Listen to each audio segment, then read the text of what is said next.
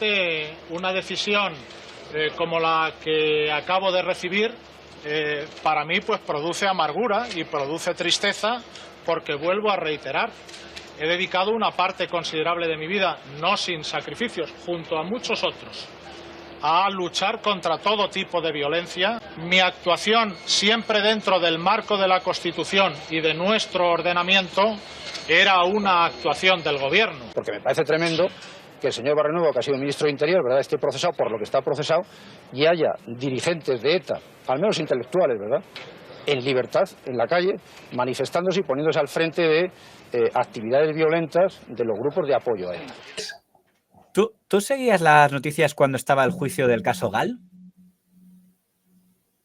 Pues diría que no, la verdad. Hablamos del año 1998.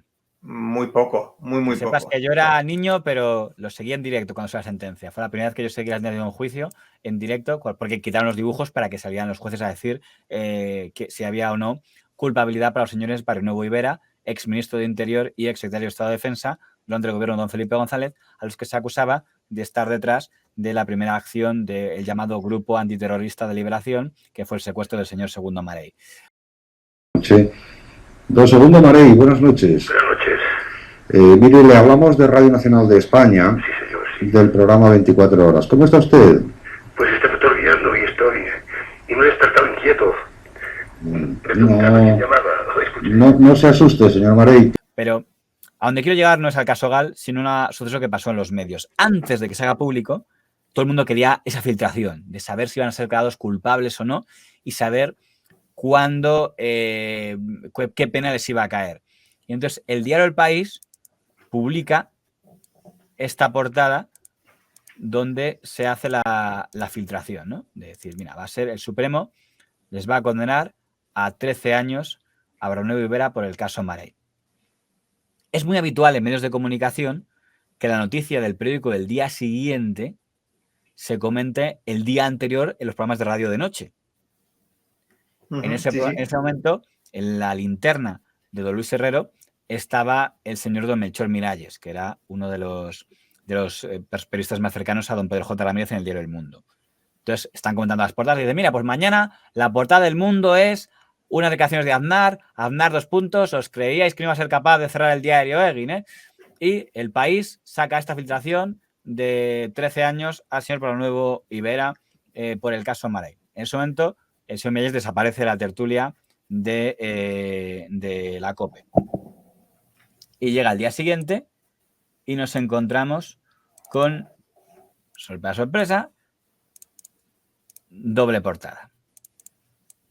El País, y de repente El Mundo también, el Supremo condenará a Barrionuevo y Vera a 10 años de cárcel por secuestro y malversación. Y lo que iba a ser la portada del Mundo queda reducido a este recuadrito pequeñito de las declaraciones de Aznar sobre el Egin. Con lo cual, la gente empezó a sospechar que no se trata de que tuviera la misma filtración, sino que la filtración de El Mundo consistió en que vieron la portada que iban a sacar los otros y decir, el caso Gal es nuestro, no vamos a permitir. Y de hecho, en Radio Nacional de España hicieron unos comentarios que parecían indicar esa teoría. Fíjate, así lo comentaron ellos. Siguiendo en 24 horas de Radio Nacional de España, creo que merece la pena. Anticipemos la hora de la cita habitual con el avance de prensa. Habría sentencia en el caso, tras el juicio por el secuestro de Segundo Marey. Pues así lo afirman mañana no uno, sino 2 de los periódicos que se publican en Madrid. El diario El País, hemos avanzado ya anteriormente, cuenta en su primer titular que el Supremo decide condenar a 13 años a Barrionuevo y a Vera por el caso Marey y que el fallo se habría adoptado por 7 votos frente a 4. Ese es el titular del diario El País. Bueno, pues hace unos segundos apenas, el diario El Mundo se ha puesto también en comunicación con este redactor para contar que también tienen esa información y que una portada que habían facilitado anteriormente queda anulada para, en su lugar, contar en su primer titular que el Tribunal Supremo ha decidido... Permítame, señor Cabello, porque efectivamente teníamos aquí una primera página de una primera edición del diario El Mundo donde este asunto no aparecía. Efectivamente, ese queda anulado. Es digamos que es una portada para despistar Esa es la explicación que nos acaba de facilitar la redacción del diario El Mundo. La pudiera plagiar previamente, pero que ya una vez conocido el avance que hemos proporcionado el diario El País, ellos también insisten en la sentencia del tribunal. Uy, permíteme que dude eso de para despistar, pero ¿qué quieres que te diga? Bueno, primero, únicamente 2 puntos antes de pedirte opinión. El primero, casualmente ninguno de los dos fue acertado, porque la sentencia no fue 13 años, sino fue 10. De hecho, este fue el día de la sentencia, donde es, digo, qué casualidad que para tener los dos la información por vías diferentes coincidían en el error, en el mismo error los dos.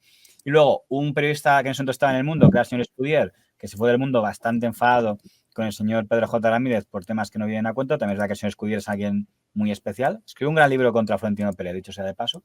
Pero él dice... La sentencia del Tribunal Supremo fue adelantada por el país y el apóstol de la libertad de expresión, se refiere a don Pedro J. Ramírez, y de la ética, no se arrendó ante la exclusiva y la fusiló convenientemente en la edición de Madrid como si ambos periódicos hubieran tenido acceso a la sentencia. La apropiación indebida de la noticia fue objeto de debate en el Consejo de Redacción del periódico, cuando existía con resultado esperado, ninguno. Más o menos lo que venía a decir, según el señor Escudier, es que Pedro J. Ramírez les dijo, miren, no voy a permitir que el caso Osgal, que el periódico que empezó a investigarlo fue el grupo de don Pedro J. Ramírez, que encima sea un competidor el primero que tenga la sentencia. Esa información es correcta al 100%. Él ordenó cambiar la portada porque, vamos a ver, en esa época los periódicos empezaban a imprimirse a las 11 de la noche, por lo tanto había mucho margen para que se conociera la portada que llevaba el periódico de la competencia, y él decidió efectivamente cambiar la portada de su periódico en la edición de Madrid. La prueba más evidente es que en el resto de las ediciones no salió, ¿no? Condenamos al excelentísimo señor don José Barrionuevo Peña, a don José Vera Fernández Huidobro y a don Julián San Cristóbal Iguarán como autores de 2 delitos. Uno de malversación de caudales públicos y otro de secuestro. Aquí quedan 2 dudas.